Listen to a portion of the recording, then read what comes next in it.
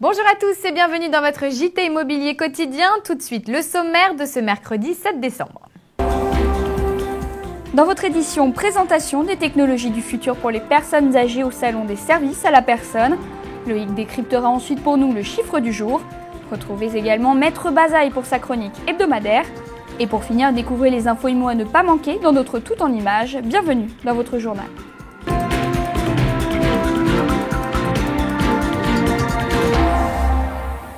Toutes les solutions pour améliorer votre quotidien et celui de vos proches, c'est ce qu'on a pu découvrir du côté du Salon du service à la personne qui s'est déroulé porte de Versailles à Paris. Les détails avec Laszlo Perelstein. Pour sa 5e édition, le Salon des services à la personne accueille la Maison du Futur, un espace de 400 mètres carrés consacré uniquement aux technologies innovatrices. Les personnes âgées, on le sait, ne sont pas toujours très au point en ce qui concerne ces modernités et leur utilisation. C'est donc aux professionnels de faire des efforts et d'adapter leur matériel aux conséquences. L'idée de base avec ce secrétaire communicant, c'est que quelqu'un qui ne s'est pas encore équipé de l'outil informatique, a priori ne le fera pas. On parle des seniors évidemment.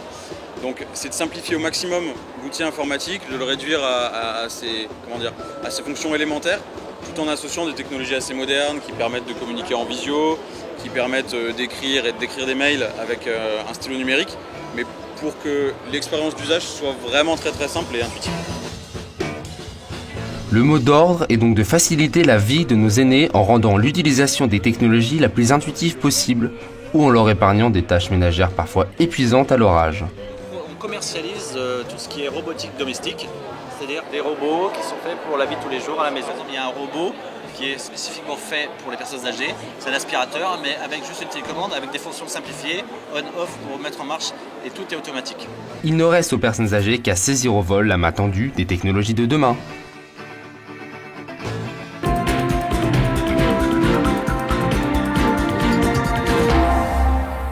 Allez, on passe tout de suite à notre chronique, le chiffre du jour. Et pour en parler, j'ai le plaisir d'accueillir sur notre plateau notre chroniqueur. Vous commencez à le connaître, il s'agit de Loïc Signor. Salut Loïc. Salut Alexandra. Alors, comme d'habitude, chaque semaine, vous venez avec un chiffre. Alors, quel est-il aujourd'hui? Avec plusieurs aujourd'hui. Ah, j'ai de la chance. Mais on part de celui-là, 40 millions d'euros, c'est ce que va débourser l'UMP pour acquérir ses nouveaux locaux, 5500 mètres carrés, rue de Vaugirard à Paris, dans le 15e arrondissement. C'est beaucoup, ça passe pas inaperçu, mais à qui l'UMP a racheté ça alors? Alors en fait, c'est un ancien garage Renault, complètement réhabilité, avec une salle de conférence de près de 800 places et 5 étages de bureaux. C'est l'architecte Jean-Jacques Horry qui a réhabilité tout ça. C'est un spécialiste des restructurations de grands bâtiments. Il a dirigé les travaux pour une somme de 21 millions d'euros. Oula, mais si mes calculs sont bons, peut-être que je me trompe, mais... Vous êtes forte en maths, c'est bien Alexandra. Il manque quand même 19 millions. 19 millions d'euros, en fait, c'est l'achat de base. À l'achat, le bâtiment coûtait 19 millions d'euros. Et d'autres infos sur le financement peut-être? Alors en fait, l'UMP a déboursé 5 millions de ses fonds propres et ensuite c'est un crédit étalé sur 14 ans de 35 millions d'euros. Très bien, merci beaucoup Loïc. Donc on se retrouve la semaine prochaine avec plaisir. Un nouveau chiffre ou plusieurs? Plusieurs chiffres à mon avis. Me connaissant, j'aime bien aller au fond des choses. Merci beaucoup, à la semaine prochaine. À la semaine prochaine.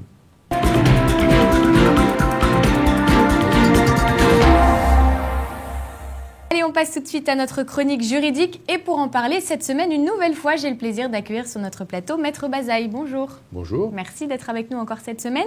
Alors, ensemble aujourd'hui, le thème que nous allons aborder, c'est l'acte de propriété.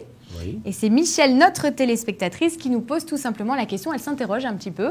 Alors, qu'est-ce que l'acte de propriété? Et surtout, est-ce que c'est obligatoire? Oui, alors, ce n'est pas une question d'obligatoire, c'est la justification du fait qu'on est propriétaire. Et plutôt que acte de propriété, on parle dans notre métier de titre de propriété. Alors, qu'est-ce que le titre de propriété? Eh bien, c'est un document qui est conforme à l'original, qui reste chez le notaire, et qui comporte donc le sceau de la République, la signature du notaire et une mention qui est appliquée par l'administration qui dit que l'acte a bien été publié au fichier immobilier. Voilà. C'est un petit peu une carte d'identité finalement de son bien. Oui, c'est plus qu'une carte d'identité, puisque donc, le titre de propriété, il va faire 20, 30 pages avec les annexes, alors que la carte d'identité, c'est sur une simple feuille, quoi. Voilà. Alors, une question peut-être purement pratique, si je perds, apparemment, il faut les perdre déjà, les 20 ou 30 pages, mais si jamais je perds mon titre de propriété... Si on les perd, on peut se faire délivrer donc une sorte de duplicata, Donc c'est ce qu'on appelle à ce moment-là, c'est plus véritablement le titre de propriété, mais ça vaudra comme un titre de propriété. Et le notaire vous demandera, qui a reçu l'acte original, car le notaire a un devoir de conservation de l'original, il vous demandera, il vérifiera que vous êtes bien toujours propriétaire, que vous n'avez pas revendu ce bien.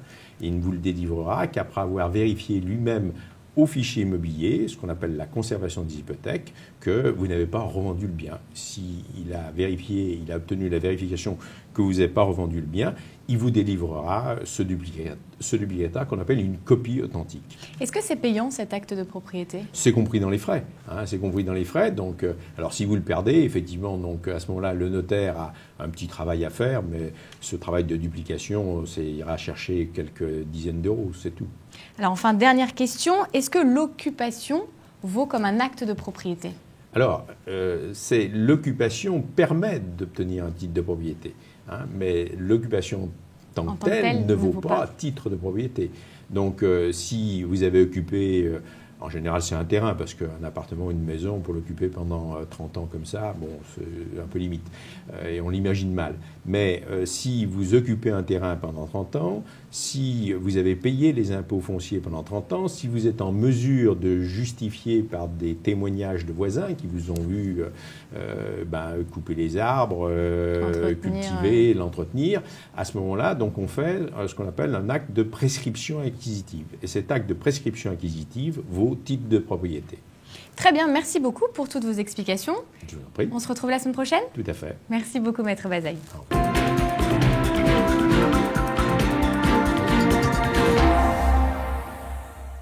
Avant de se quitter, les infos de la planète Immo à ne pas manquer, c'est dans votre tout en images. C'est parti. Bientôt une réglementation des loyers parisiens, c'est en tout cas ce que préconise un rapport qui vient d'être confié au maire PS de Paris, Bertrand Delanoë. Celui-ci prône un contrôle du montant des loyers ainsi qu'une meilleure protection des locataires qui sont parfois soumis à des loyers, disons, démesurés. La mairie de Lille veut développer l'habitat participatif. La municipalité lilloise a organisé ce mardi une deuxième réunion sur le sujet et a ainsi décidé de céder 5 terrains à des ensembles d'habitants destinés à la construction des projets d'habitat participatif. Les Français préfèrent rester locataires. Selon un sondage Opinionway, 56% d'entre eux se disent méfiants à l'encontre du marché. 2 Français sur 5 mettent en avant l'instabilité chronique du marché immobilier et s'estiment mal informés à 45%.